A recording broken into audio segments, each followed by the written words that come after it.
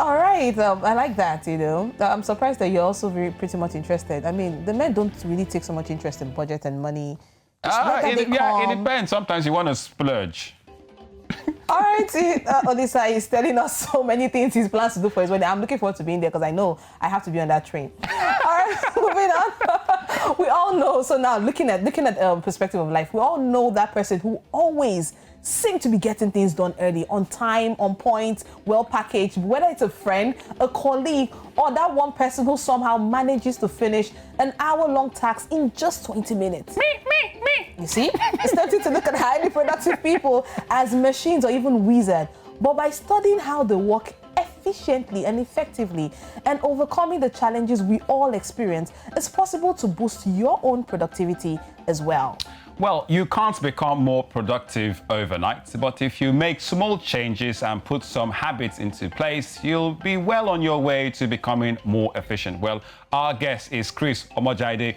He's a leadership management innovative consultant who is dedicated to effective operation, administration, and implementation of educational programs aimed at enhancing more productive techniques to individuals, corporate entities, and indeed the public sector. Good morning, Chris. Welcome to Breakfast Central. Can you hear me? Good morning. Yes, we can hear you. Good morning. Now, Chris, we've been talking, it's more or less like I'm reading your resume. I'm just seeing back to back, like productivity here, constructive for the private, the public entity. What are we talking about when we're using the word productivity? What does it mean?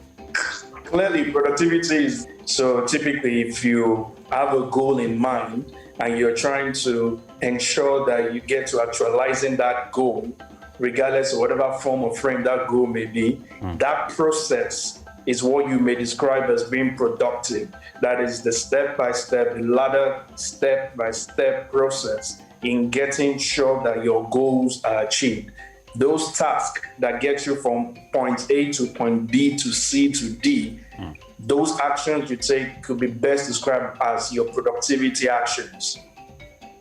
All right, Chris. Now, I need to ask this question because some people spend a significant amount of their life, working, but the results do not really match when compared to the time invested. Now, what could be responsible for that?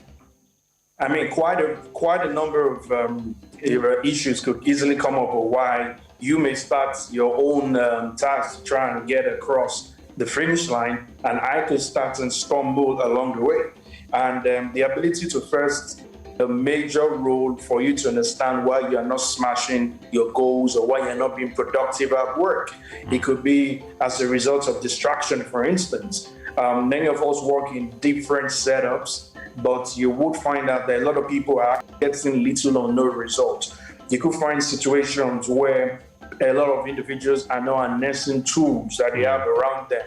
So for instance, we all have mobile devices. On our mobile devices, there are tons of productivity to myself or put myself under undue pressure to remember, meeting times, to remember deadlines, because I have a device that's always going to prompt me and remind me probably a few hours before then to say, Chris, you need to get this done.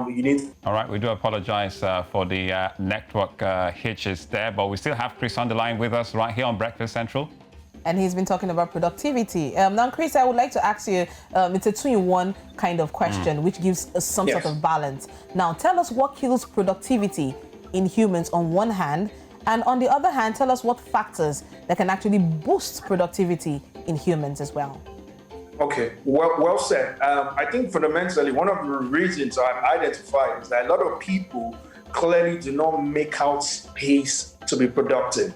So you find out that people are working in environments that make it a struggle to actually get results. Because clearly, if you're in a space that is not inspiring you and is not, in our own word, gingering you for you to be able to work harder, clearly it inspires you to wake up every morning and go to and being able to put in your best. You will clearly have the results you show. Another major thing again is that a lot of us, like I said, are carried around or being swept around by the spirit of busyness. I have a friend who works amazingly well, and she called it a Power 5. So what that is that she, rather than having 20 things on her to-do list, she has 5 major tasks. And once she's able to smash those 5 goals. All right. Well, thank you very much, Chris Omoijiade, for coming on the program. Chris, clearly leadership consultant who had a bit of an issue with the network, but thank you very much. We'll still have him again. Yes, he's still here again. Oh, okay. Thank you very much.